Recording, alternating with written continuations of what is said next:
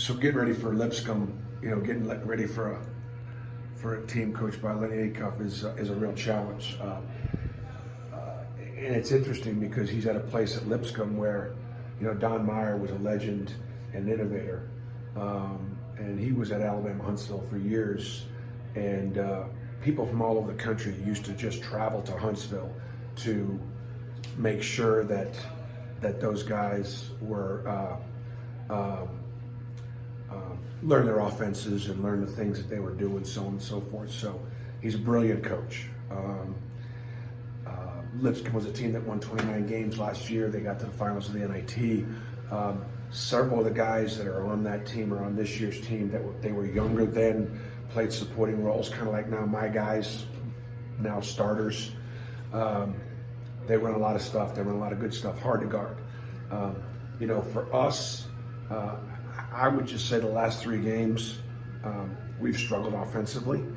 I think part of it, was a couple of our opponents, but I also think part of it has been, our own inability to execute and space properly and pay attention to detail and things like that. And if we don't get those things fixed, then we're gonna start losing and struggle some. So these are things that we're working on, and the guys have all been very accountable for it. That said, we'll see. Does the layoff concern you?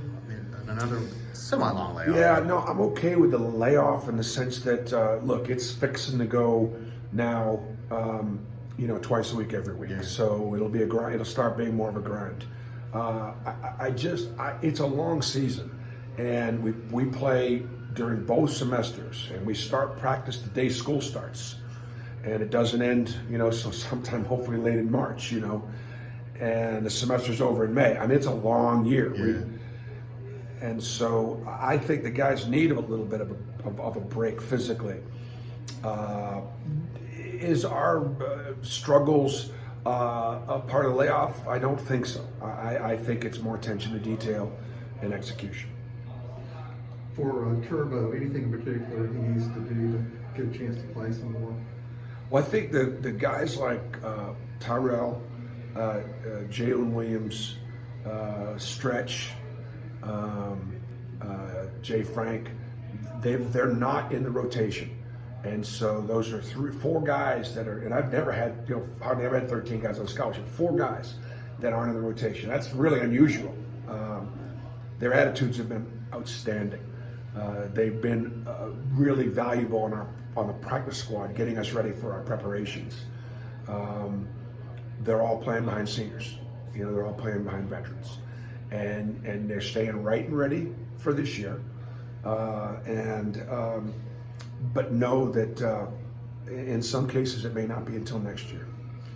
And then Al Flanagan looks like his role's starting to increase. Well, I think when you take all the guys off the bench, you take whether it be Anthony, who should be really battling to try to be the 6th man of the year in our league, to Devin, Allen, and Jamal Johnson. Those are the 4 guys that are coming off the bench. Those guys can all expand their roles. Those guys can all become more dominant. And the ones that do are the ones that are going to want to play a little bit more and will make a big difference in our team.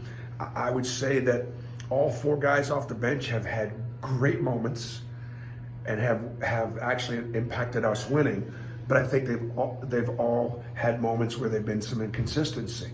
And so, like a lot of our guys. So, man, I'm looking for those guys to all be able to step up and ultimately put us where we go to the bench, we don't drop off at all. And that'd be if we get to that point, it would be a pretty good team. Somebody didn't watch you as much. They said, "Who's your backup point guard?" I mean, backup point guard, Samir. Samir. Yeah, Okay. Samir's been backup point, and again. Tyrell's got a great future.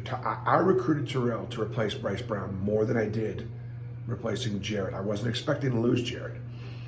But I do know he could play the position. And it was just a lot to ask him to come in as a high school combo and have him play point guard. But Yeah. I need him to be ready at point guard in case we have quite frankly, an injury. And so to be able to have him learn that position and then try to let him compete at the 2, I thought was just more than he could possibly handle. And so he's staying ready at the 1 in case something happens. We get in foul trouble, we get an injury. So his knowing what we're doing obviously is important. And that puts a lot. I mean, Samir does a lot, he plays a lot, but he's ready for that. Is the way He is. But like, for example, it's a great question because see, Samir, Javon plays point. Samir plays 2 positions. And part of our inability to execute is also having him really have a full understanding of the point. Yeah. And so sometimes, again, that's one thing our point guards could both do better is get us organized, get us in the right spots, give us a fighting chance to execute something when the break's not there. And that would be, that's what we're working on. Have you talked about the chance to go 12-0 in the non-con? Is that a matter to these guys? Well, we talked about making history. We clearly have. But I know where we're at. I know what kind of team we are. I know how good we are. We're not a top 10 team right now. We're ranked there, but we're just not. Could we become one? I think we could. So I'm not really worried about the ranking.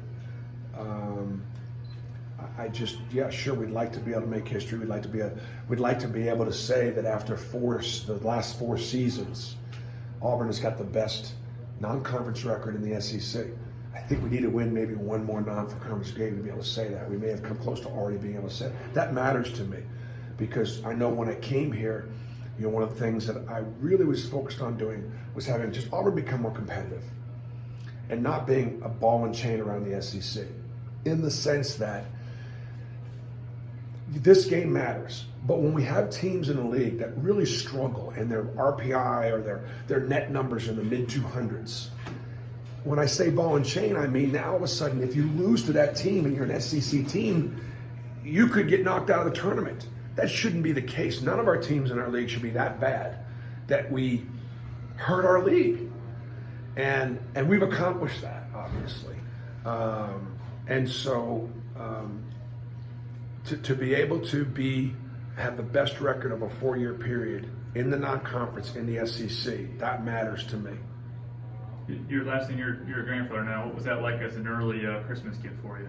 Well, it was great. She is absolutely gorgeous. Chaya Grace Ball. And some may pronounce it probably Shia, but my old Hebrew makes me pronounce it Chaya. She's gorgeous. She's got a sweet disposition, and her papa's hardly seen her. I was there when she was born. I was there for the first few hours of her life. But embarrassing, I have to tell you that she was born at 6 o'clock in the morning, and at about noon I was on a plane out recruiting on the 23rd of December. But she'll grow up knowing that, and shame on me for not doing a better job of placing my priorities in the right spot.